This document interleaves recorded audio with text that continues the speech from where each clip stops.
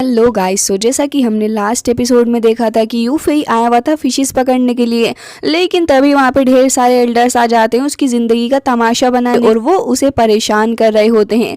तभी वहाँ पे लास्ट में नीदर वर्ल्ड के सुप्रीम एल्डर की एंट्री हुई थी, जो कि कह रहे होते हैं कि तुम्हारी हिम्मत भी कैसे हुई यहाँ पे आने की। अब भले ही तुम किसी भी सूत्रा को चैंट कर लो, किसी भी बुद्धा को बुला लो, लेकिन आज तुम्हें कोई भी नहीं बचाने वाला है, क्योंकि मैं तो तुम्हें मार के ही छोड़ूंगा। काफ़ी वक्त बाद तुम मेरे हाथ आए हो। जिसके बाद वो तुरंत ही अपनी रिंग ऑफ डार्क नाइट का यूज करते हैं और हम देखते हैं कि यहाँ पे एक काफी ज्यादा पावर एक इविल बॉडी अपीयर होती है, जो कि तुरंत ही अटैक करने वाली थी यूफेई के ऊपर। तभी हम देखते हैं कि यूफेई के मास्टर भी उसके पास में आ जाते हैं और तुरंत ही अपनी बुद्धा बॉडी का यूज करते हुए उसके उस स्लैश अटैक को डिस्ट्रॉय कर देते हैं। लेकिन वो अटैक इतना ज्यादा पावरफुल था कि मास्टर की ही हालत खराब हो जाती है। जिसके बाद यूफेई उनको संभालता है और फिर मोंक भी उन्हें पकड़ के नीचे लेकर जाता है बाकी सारे लोगों के पास में। जिसके बाद वो उसकी इंसल्ट करते हुए कहते हैं कि तुम अभी गॉड बनने के अर्ली स्टेज पे ही हो, लेकिन फिर भी तुम्हारी इतनी हिम्मत हो गई कि तुम आगे मेरे सामने खड़े हो गए और फिर मुझसे फाइट करना चाहते हो। खैर जो भी हो, अब बारी इस छोटे से नन्हे लड़के की है, इसको भी मैं मार डालूंगा। जिसके बाद वो तुरंत ही अपने हेवनली हैंड के थ्रू उसके ऊपर अटैक कर देते हैं और हम देखते हैं कि अटैक काफ़ी ज़्यादा पावरफुल था। तभी वहाँ पे जियांग कहता है कि वाकई में ये एल्डर्स बहुत ही ज़्यादा पावरफुल हैं और एरोगेंट भी, इनसे उलझना हमारे लिए तो अच्छा नहीं होगा। लेकिन ये लोग सीक्रेट रियल्म के अंदर जाने के लिए किसी भी हद तक गिर सकते हैं, भला कैसे एक दूसरे के ऊपर टॉर्चर कर रहे हैं। लेकिन तभी हम देखते हैं कि यहाँ पे जैसे ही वो हैंड आ रहा था यूफेई की तरफ, तभी वहाँ पे एक और सुप्रीम एल्डर की एंट्री होती है, जिसका नाम मिस्टर लाओ था। उन्हें देखते ही चोयू कहता है कि ये तो सुप्रीम एल्डर लाओ हैं और बहुत ही ज़्यादा पावरफुल हैं। तभी वो कहते हैं कि तुम्हारी हिम्मत भी कैसे हुई इस लड़के के ऊपर ऐसे अटैक करने की। आखिर तुम खुद को समझते क्या हो कि सीक्रेट रियल्म के अंदर जाने के लिए तुम किसी की भी जान ले लोगे और हम लोग ऐसा होने देंगे? अच्छा ही होगा कि तुम यहाँ से चले जाओ, नहीं तो जोंगजू के अंदर अपने एनिमीज बनाना तुम्हें बहुत ही ज़्यादा भारी पड़ेगा। हो सकता है कि तुम यहाँ पे मर के ही वापस जाओ।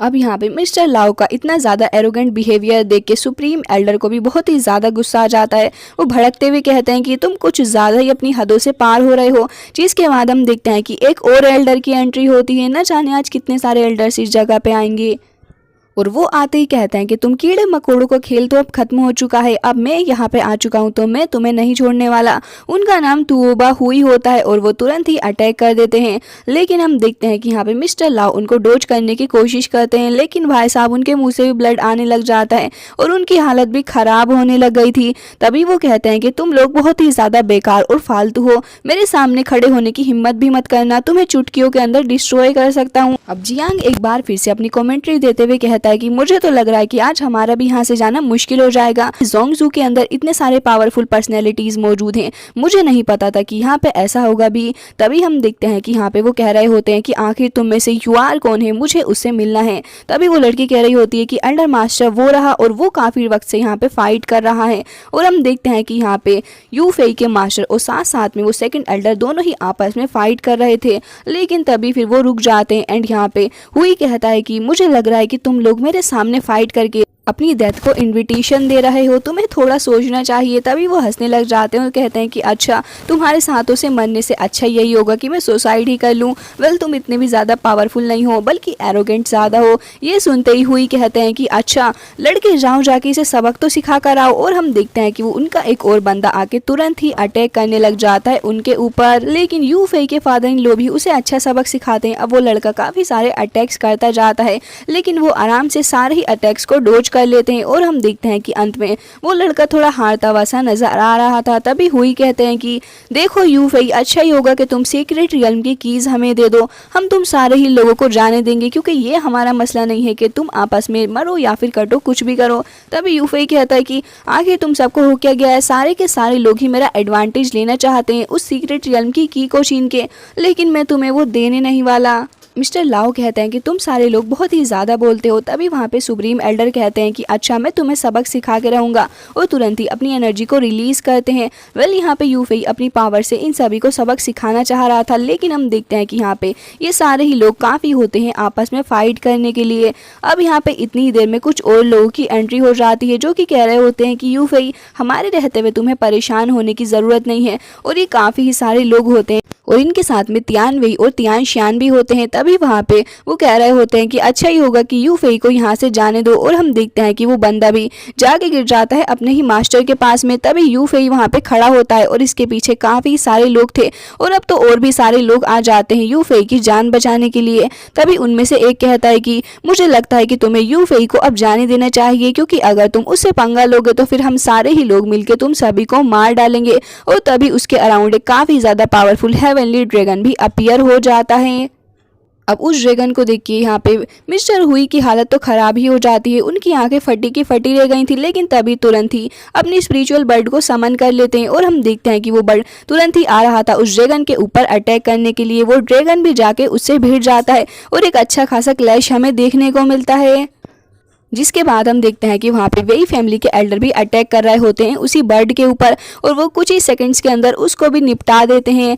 जिसके बाद यहाँ पे एल्डर खड़े थे और यहाँ पे चारों ही तरफ से काफ़ी सारे लोग आ जाते हैं जो कि उन्हें घेर के रखे हुए होते हैं। तभी वहाँ पे एक फॉर्मेशन भी अपीयर हो गई थी और वहाँ पे मिस्टर हुई कह रहे होते हैं कि ऐसा लग रहा है कि तुम सभी मेरे हाथों से मरना चाहते हो। वो तुरंत ही सबसे पहले खुद को प्रोटेक्ट करने के लिए एक शील्ड बना लेते हैं और कहते हैं कि मैं तुम सभी को सबक सिखा के रहूँगा, और तुरंत ही उस फॉर्मेशन से निकल के आ गए थे। जिसके बाद हम देखते हैं कि उसमें से एक एल्डर मैन कहता है कि मुझे लग रहा है कि तुम यू फेई को कुछ भी नहीं करोगे, क्योंकि अब तुम्हें समझ आ ही गया होगा कि हम लोग कितने ज़्यादा पावरफुल हैं। तभी वहाँ पे वो एल्डर कहता है कि हाँ वो तो मैं देख ही लूँगा कि तुम लोग कितने ज़्यादा पावरफुल हो। तभी वो पर्सन कहता है कि तुम वूया के डिसाइबल हो और वो हमारा गार्डियन रहा है, इसलिए ही हम लोग यहाँ पे आए हैं तुम्हें प्रोटेक्ट करने के लिए, तो तुम्हें डरने की कोई बात नहीं है, ये पुलिस तुम्हारा कुछ नहीं बिगाड़ पाएंगे। तभी हम देखते हैं कि उनमें से एक बंदा वहाँ पे एक लीडर अपीयर कर देता है और कहता है कि तुम अब हमारे पास आ सकते हो, तुम सेफ रहोगे। तभी हम देखते हैं कि यहाँ पे यू फेई को उनके ऊपर बिलीव ही होने वाला था, लेकिन सडनली वहाँ पे एंट्री हो जाती है आओ चैंग की और उसके साथ में वही यंग मास्टर भी होता है जो कि अपना फैन लेके वहाँ पे काफ़ी ज़्यादा एटीट्यूड में आ रहा था।